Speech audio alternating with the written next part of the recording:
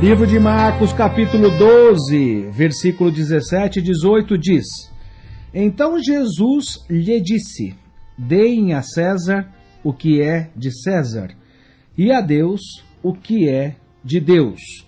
E ficaram admirados com eles. Querido irmão, querida irmã que está me ouvindo pela Rádio Regional nesta manhã, ou você que posteriormente estará ouvindo essa mensagem pelo Facebook ou pelo YouTube. Nessa palavra aqui no capítulo 12 de Marcos, nós temos um diálogo com Jesus após ele ensinar a respeito da vinha, a qual dizia que Deus tinha enviado os profetas para anunciar a salvação e o reino de Deus.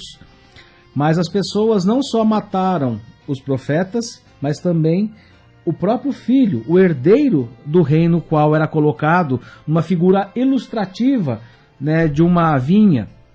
E após Jesus estar falando acerca dessa parábola, as pessoas chegaram perto deles, as pessoas ligadas ao governo político, à questão militar, que envolvia Jerusalém, e tinham a convicção que Jesus, quando fazia essa parábola, falava a respeito, eles estavam falando das próprias pessoas, as quais estavam próximas. Então Jesus estava dizendo assim, que aquelas pessoas a qual estavam ocupando a vinha preparada pelo Senhor, a qual o Senhor arrendou para algumas pessoas, para os trabalhadores, mas os trabalhadores mataram os empregados, inclusive os herdeiros.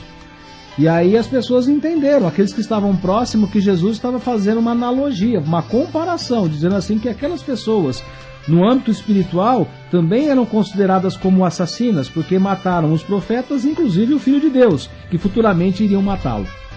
Mas aí Jesus é colocado à prova, porque eles tentavam de todas as formas, aquelas pessoas, os soldados, os escribas, tentavam de toda forma criar uma circunstância, uma armadilha, uma arapuca, para que Jesus pudesse cair pelas suas palavras, ser levado à condenação, ser colocado numa condição de pessoa que conspirava contra as coisas que lá estavam acontecendo. E aí o que eles pensaram? Vamos colocá-lo à prova. Pegaram uma moeda e levaram até Jesus e perguntaram: essa moeda, a quem pertence? A quem pertence isso que nós estamos mostrando?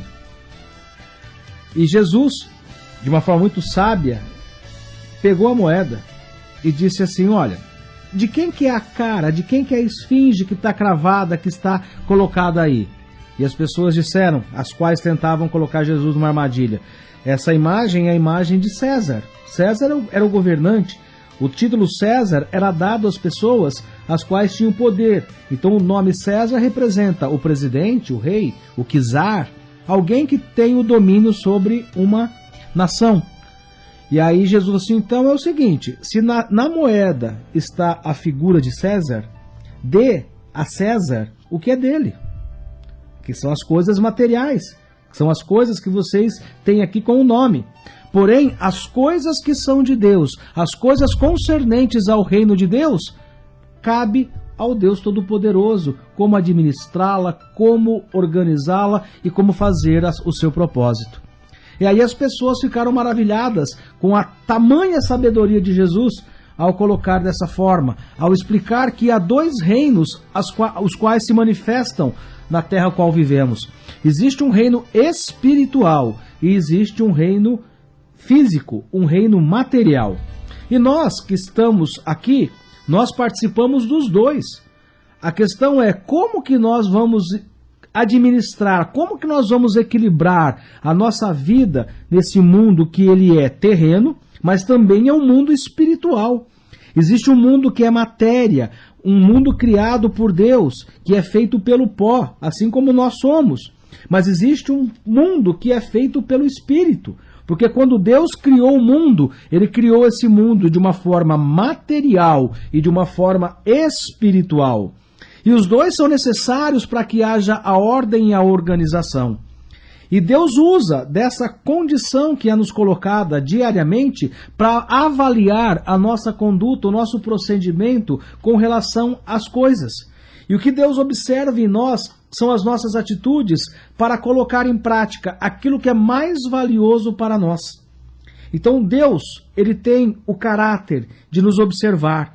E Deus, ele conhece a sua criação, que somos nós. Deus conhece cada medula, Deus conhece cada célula, Deus conhece cada pedacinho do nosso corpo, inclusive as intenções do nosso coração. Deus conhece as palavras que nós iremos proferir sem que ela ainda tenha saído pela nossa boca. Deus conhece e nos chama pelo nosso nome ainda quando estávamos no ventre da nossa mãe. Porque Deus é onipresente, onisciente, Deus é o conhecedor de todas as coisas, porque Ele é o Criador. A autonomia da criação está sobre a vida dele, sobre a ação dele nessa terra. Então, quando nós agimos, nós temos o caráter de colocar as coisas que são prioridades para nós. E para Deus, a prioridade é que nós o adoremos em todo tempo e lugar. Para Deus, o que é valioso da nossa parte é o nosso sentido de gratidão e amor por Ele. Claro que nós precisamos das coisas materiais, porque sem aquilo que é matéria nós não conseguimos dar vida a esse corpo. Sem o alimento que a terra produz, sem a água que é necessária para a nossa hidratação, sem essas coisas nós não conseguimos sobreviver. Então nós também temos que observar o lado material, no sentido daquilo que é matéria desse planeta, porque é o que nos mantém vivo na condição do nosso corpo.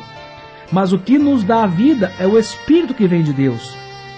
E o que Deus coloca aqui, o que Deus está falando para essas pessoas é: olha, as coisas do mundo você deixa para César e as coisas as quais as pessoas administram. Mas as coisas de Deus, essas não. Essas são inegociáveis, porque Deus tem autonomia.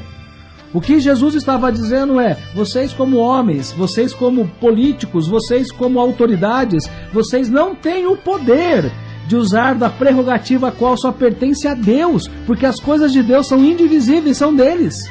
Vocês podem até organizar as coisas materiais de acordo com as suas vontades políticas, de acordo com as suas vontades econômicas, mas não as coisas de Deus.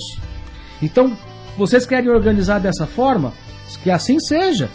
E nós vivemos num mundo que assim é organizado, porque o modelo qual nós vivemos, ele é injusto, ele é desigual, ele oprime por conta da ganância das pessoas em querer mais e mais e mais e mais e mais. Mas as coisas do reino de Deus, elas nos traz a paz, ela nos traz o conhecimento, a liberdade espiritual de, mesmo passando pelas dificuldades desse mundo, ter a certeza que a autonomia de tudo que está relacionado com a nossa vida está nas mãos de Deus. Então, quando Jesus está dizendo: olha, as coisas de César, as coisas do mundo, do presidente, do rei, do banqueiro, do comerciante, daquele que representa o industrial, eles podem organizar dessa forma, porque eles têm livre-arbítrio. Mas não há negócio. É como Jesus dissesse: eu não tenho compromisso com as coisas erradas que as pessoas fazem, porque um dia elas prestarão conta de tudo isso e prestarão contas num reino espiritual. As pessoas podem ser corruptas, elas podem ser ímpias, porque é uma escolha do livre-arbítrio, o qual é oferecido a toda criatura. Mas haverá um tempo, haverá um dia que nós não conhecemos, somente Deus o conhece, que todas as nossas ações serão julgadas, que todas as nossas ações serão colocadas e pesadas numa balança, a qual Deus exercerá o seu juízo. O que Jesus está nos orientando nessa palavra é que nós devemos buscar o reino de Deus. A palavra de Deus diz, para encerrar essa mensagem: buscai primeiramente as coisas do reino de Deus, e todas as demais, as quais você necessita, essas naturalmente serão acrescentadas à vossa vida. Porque nós não conseguimos acrescentar 1 centímetro na nossa trajetória de vida. Que você possa aprender com essa palavra, que você possa entender o significado do reino de Deus sobre a tua vida. Deus te abençoe, em nome de Jesus.